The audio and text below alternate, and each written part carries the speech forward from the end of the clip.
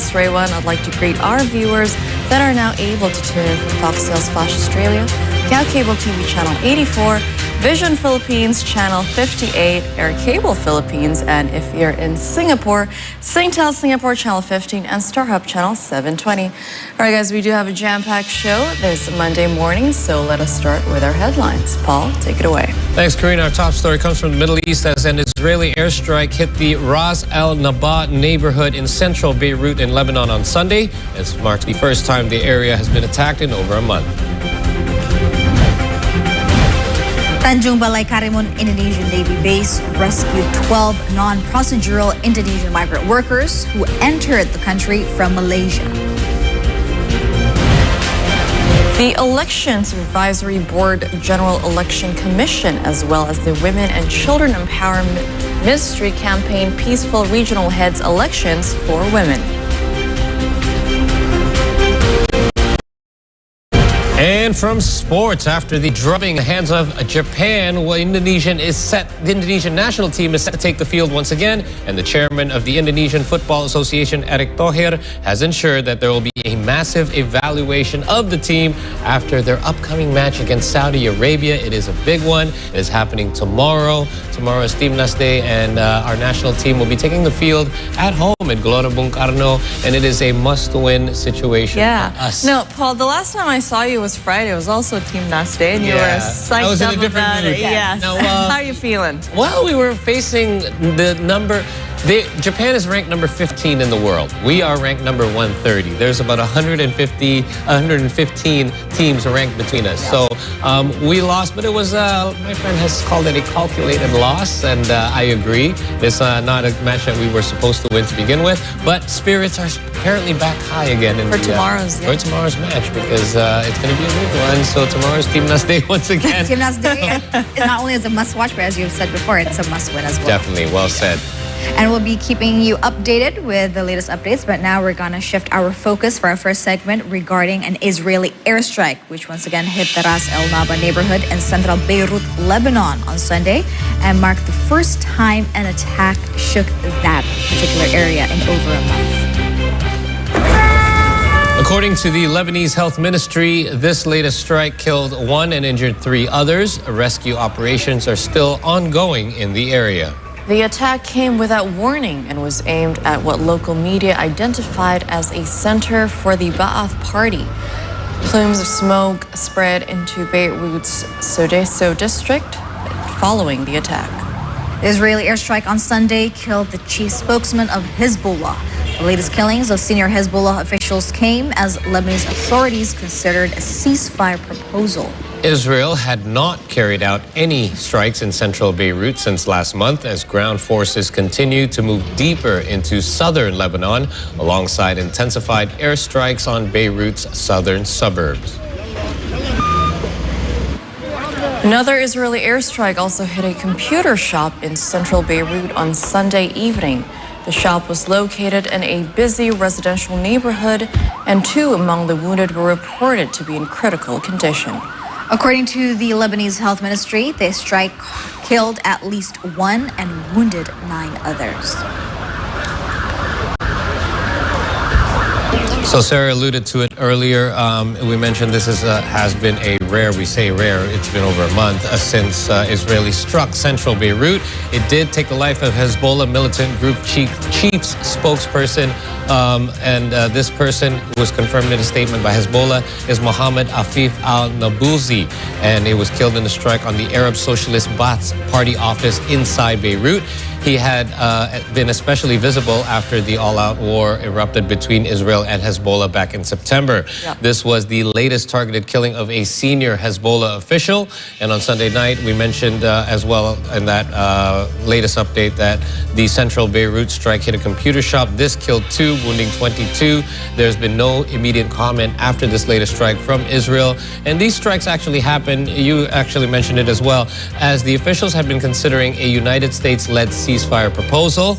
A Lebanese member of parliament, Faisal al-Sayeh, said that, quote, this confirms the crimes of the Israeli enemy and that it wants to negotiate under fire and is expanding and targeting safe and safer areas. Israel also bombed several other buildings in Beirut's southern suburbs, where Hezbollah has long been headquartered, after warning people to evacuate. However, many people in the area report that there was no Israeli evacuation warning before the strike hit a busy intersection that did kill Afif. The ministry said that the health ministry said that at least 4 people were killed so far that they have discovered, and 14 wounded, and this included 2 children as well. Now, obviously, that's what's happening in Beirut or in Lebanon, but we've still got more updates from Gaza as well. That's right, Paul. Now, family members mourned outside a hospital in central Gaza on Sunday following the loss of loved ones in Israeli airstrikes. Israeli airstrikes recently hit 2 densely populated refugee camps in central Gaza and killed at least 6 in Nuseirat, as well as another 4 in Bureij. 2 others were also killed along Gaza's primary north-south highway in a separate attack. All 12 bodies were brought to the Al-Aqsa Martyrs Hospital in Deir al-Balah. According to the Gaza Health Ministry, approximately 43,800 Palestinians have been killed in the conflict, with most casualties being women and children. Additionally, the ongoing war has displaced about 90% of Gaza's 2.3 million residents, while extensive Israeli bombardments and ground operations have devastated large portions of the territory. أطفال أبرياء في بيوتهم آمنين مسالمين، ما لهمش بأي مشاكل حصلت في كل اللي صار في قطاع غزة هون. كل اللي صار اليوم يعني شيء فظيع، من أطفال من نساء. سلسلة الجرائم مستمرة. إحنا عانينا قدمنا اليوم بدل العائلة عائلات. أنا بتكلم عني شخصيا، دفنت من عائلتي أكثر من 200. And furthermore, an Israeli attack on Sunday claimed at least 30 lives in Beit Lahia, northern Gaza. Dozens more were injured, while others are still believed to be remaining trapped under debris. The Israeli military confirmed on Sunday that they conducted multiple airstrikes against Beit Lahia in northern Gaza. They have also escalated offensive operations and claimed that Hamas has re-established a stronghold in the region. Meanwhile, displaced Palestinians from Beit Lahia were compelled to flee after the bombing escalated overnight. اللي ما نمناش بالمره وقع كل الدور اللي حوالينا فوق، واحنا الناس اللي في قلبها على حالها، كل ما يعني مش انه خالي الدور، لا شهداء بهبل فوقيها يرسون غير الله اللي طلعنا. ما صدقنا نطلع الصبح ويقولوا وزعوا المناشير، قالوا صلاح الدين امن وجينا والحمد لله، بس ضلوا يعني جزالنا واخوتنا على الطريق يعني وقفوهم على جنب. منهم تقريبا 45 يوم بخبطوا فينا بدقوا فينا بالمهجوره طلعونا من بيوتنا. واليوم زاد الاشي، زاد الخبط، انحرضنا من قدام صار يطلعوا روبوتات يسجلوا في الدور وصار مجازر في المنطقة. بعدين احنا خفنا وطلعنا، صار يرموا علينا من الشيء من الكويت كابتر، خفنا وطلعنا. And in related news, according to excerpts from an upcoming book released on Sunday ahead of the Pope's Jubilee year, the head of the Catholic Church has called for an investigation to assess Israeli action in Gaza and if they amounted to genocide. This marks the first time Pope Francis has explicitly called for an inquiry into genocide allegations related to Israeli action in the Gaza Strip. Earlier in September, the Pope also condemned Israeli military operations in Gaza and Lebanon as immoral and disproportionate. He said that Israel exceeded the boundaries of lawful warfare. Fratelli e sorelle, preghiamo per la pace.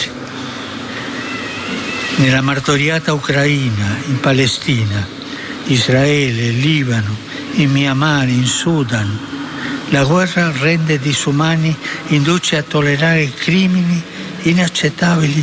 I governanti ascoltino il grido dei popoli che chiedono pace. Ultra-Orthodox Jewish men recently protested in the central Israeli city of Bnei Brak on Sunday. They conducted the protest to oppose the Israeli army draft. It followed a recent Israeli government announcement which said that 7,000 conscription notices would be sent out starting on Sunday. The Israeli Supreme Court initially ordered the government to begin drafting ultra-Orthodox Jewish men into military service back in June. However, ultra-Orthodox Jews, who make up roughly 13% or 1.3 million of the Israeli population, oppose the draft. This is due to their belief that their primary responsibility involves full-time study in religious seminaries. תלכו לצבא, זה לא יפה. כל החיילים שלנו מתים, כל החטופים לא חוזרים. גועל נפש, מה זה? איזה מין מדינת ישראל זאת? All right, let's now move to elsewhere in the world for more updates as Bangladeshi interim leader and Nobel Peace Laureate Muhammad Yunus announced on Sunday that the government will be seeking the extradition of ousted Prime Minister Sheikh Hasina from India. Hasina remained in exile since fleeing the country following a mass uprising in August. Yunus have said during a televised address which marked his first 100 days in office that government would hold those responsible, including Hasina, accountable for hundreds of deaths in the student-led uprising that ended her 15-year rule. Yunus himself took office on August 8th, just 3 days after Hasina fled the country. Aside from focusing on deaths from the uprising, Yunus emphasized that the investigation would also address other human rights violations, including the alleged enforcement of disappearances during Hasina's tenure. Bangladesh has aimed for Interpol to issue a red notice for Hasina's arrest. The country has also urged the ICC, or International Criminal Court, to take up this case. However, extraditing Hasina may be challenging for Bangladesh as India considers her as a trusted ally. প্রতিটি হত্যার বিচার আমরা করবই। July August হত্যাকাণ্ডের বিচারের যে উদ্যোগ আমরা নিয়েছি তার কাজও বেশ ভালোভাবে এগিয়ে যাচ্ছে। পতিত স্বৈরাচার শেখ হাসিনাকেও আমরা ভারতের কাছ থেকে ফেরত চাইব। কেবল দেশে নয়, গুম, খুন ও জুলাই আগস্ট গণহত্যার সাথে জড়িতদের আমরা আন্তর্জাতিক আদালতেও বিচারের উদ্যোগ নিয়েছি। ইন্টারন্যাশনাল ক্রিমিনাল কোর্টের প্রধান কৌঁসুলি করিম খানের সঙ্গে আমার এই ব্যাপারে ইতিমধ্যে কথা হয়েছে। And in the midst of his 16-day 5-country international journey, Indonesian President Prabowo Subianto participated at the APEC summit that was held in Lima, Peru. On November the 15th, world leaders convened to address key issues, including energy transition, the role of critical minerals, the future of work, financial inclusion, and sustainability. The discussions aim to foster innovative solutions to drive economic growth and promote prosperity all across the region. Total of 21 economies representing 60% of the world's GDP gathered to discuss strategic approaches in maintaining APEC's relevance in a rapidly changing global landscape. President Prabowo Subianto joined other prominent world leaders, including President Xi Jinping, Prime Minister Justin Trudeau, and President Joe Biden at this significant meeting. This year, APEC marked 2 key milestones: developing policy guidance for a clean and low-carbon hydrogen framework in Asia-Pacific, and establishing the Trujillo Principles to reduce food loss and waste across the region. During the summit, President Prabowo Subianto emphasized the importance of fair and free trade among member states. Ya, saya kira kesempatan yang baik APEC ya kita meneruskan suatu jaringan network antara pemimpin-pemimpin di Pasifik. Kita bahas banyak masalah, bagaimana kita menjaga perdagangan yang baik, yang terbuka, tapi adil. Oke. Terima kasih banyak Bapak. Sukses Pak G20. That brings us to our very first break of the morning. Don't go anywhere just yet. As we return, we'll be bringing you headlines from Indonesia. Stay with us.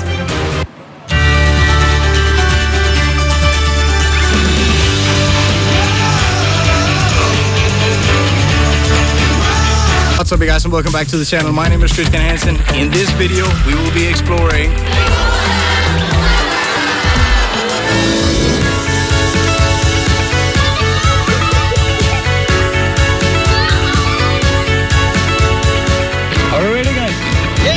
I have a new video coming up tonight, so I have to make sure everything is ready, but this has been a great trip.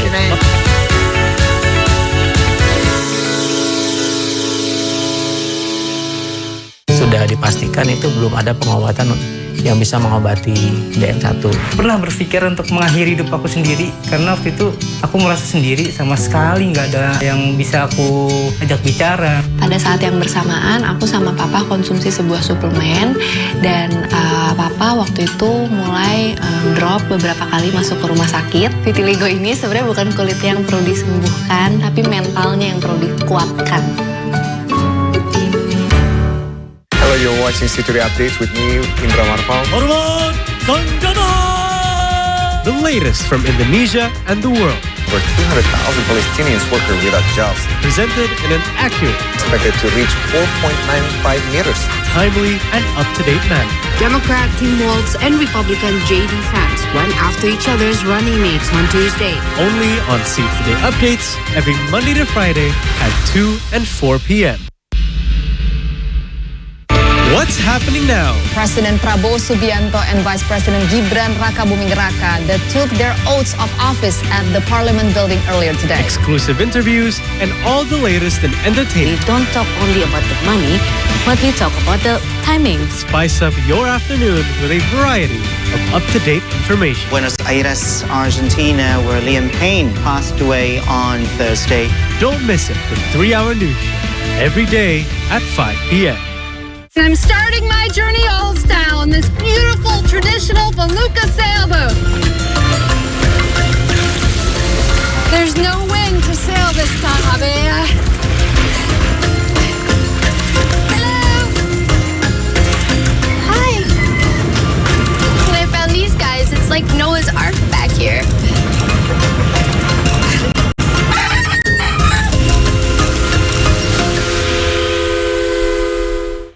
Since I was young, I had an intense desire to discover the world around me. This is my first time driving in South America. That hasn't changed, just the level of adventure. Now, every journey has a purpose. And each time I venture out to explore new destinations around the globe. Yeah. There's a biggie under there. I am following my travel quest.